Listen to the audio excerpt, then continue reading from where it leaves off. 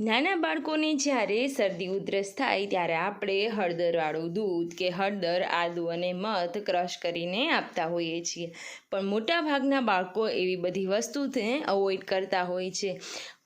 તો અહીંયા હું તમારી સાથે શેર કરી રહી છું બાળકો પણ માંગીને ખાય તેવી કફ ડ્રોપ્સ.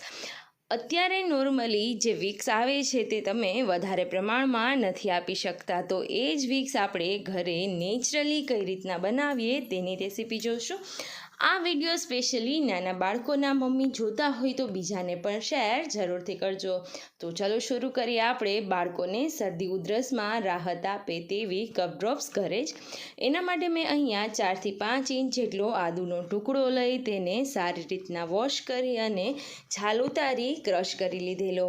તો હવે ક્રશ થઈ જાય ત્યારબાદ આપણે તેમાં આગળની પ્રોસેસ કરીશું.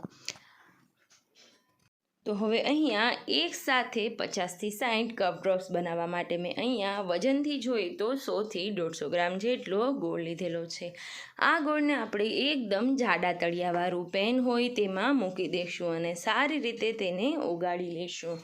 એકવાર સારી રીતના ગોળ ઓગળી જાય ત્યારે તમે જોઈ શકો છો ઇક્વલી બધી બાજુ સરસ સ્પ્રેડ થઈ જશે. આ કફ ડ્રોપ્સની મેઇન વસ્તુ છે આદુ.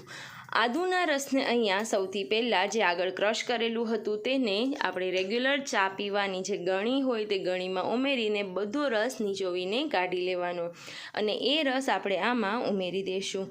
આદુના રસને જ્યારે આપણે ગોળને ઉકાળવાનું ચાલુ કરીએ ત્યારે જ ઉમેરી દેવાનો છે, જેથી કરીને જેમ ગોળ ઉકળે તેમ આદુના રસનું પાણી પણ સાથે સાથે ઉકળી જાય.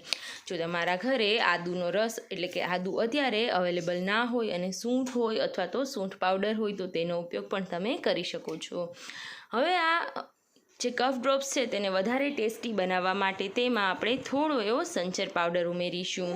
હળદર અને તીખાનો ભૂકો પણ આપણે 5 ચમચી એટલે કે 0.25 ચમચી જેટલો ઉમેરવાનો છે. તીખાના ભૂકાના લીધે બાળકોની શરદી ચૂસાઈ જશે અને હળદર તો બધાને ખબર જ છે શરદીમાં સૌથી વધારે રિલીફ આપતી હોય તો તે હળદર છે.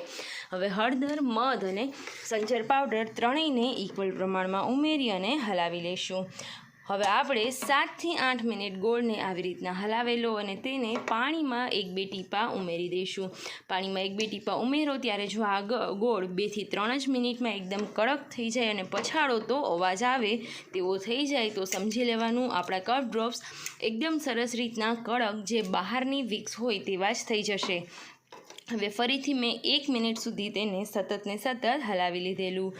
તો હવે આપણા કફ ડ્રોપ્સ બનવા માટે રેડી છે. તો આવી રીતના નાની ગોળીઓ બને તેમ ચમચી વડે તેને પાડતા જવાનું. તો તમે જુઓ છો હું આ રીતના પૂરેપૂરા બટર પેપર પર બધા ડોટ્સ પાડી લઈશ. જો તમારા ઘરે બટર પેપર અવેલેબલ ના હોય તો કોઈ પણ થાળી પર ઘી લગાડી તેને ઊંધી વાળી અને આવી રીતના બધા ડ્રોપ્સ પાડી લેવાના. તો તમે જોઈ શકો છો 50 થી 60 જેટલા ડ્રોપ્સ બનીને તૈયાર થઈ જશે. હવે મેં બધા ડ્રોપ્સને બટર પેપરમાંથી કાઢી લીધેલા. હવે નીકળી જાય ત્યારબાદ તેમાં થોડો એવો દળેલી સાકર અથવા તો ખાંડનો પાવડર કરી તેના પર છાંટી દેવાનો, જેથી કરીને આ ડ્રોપ્સને તમે એક કન્ટેનરમાં રાખો તો એકબીજા સાથે ચોટે નહીં અને કડક પણ તમે જોઈ શકો છો એકદમ સરસ કડક જે માર્કેટમાં જે વિક્સ મળતી હોય તેવા જ છે. તો નાના બાળકો જ્યારે સ્કૂલે જતા હોય ત્યારે એક આ ડ્રોપ્સ છે એ રેગ્યુલર તમે દઈ દેશો તો તાજો આદુ, મધનો રસ, હળદર પીવડાવવાની કંઈ પણ ઝંઝટ બિલકુલ નહીં રહે. આ વિડીયો સારો લાગ્યો હોય તો બીજાને શેર કરવાનું બિલકુલ નહીં ભૂલતા. Thank you.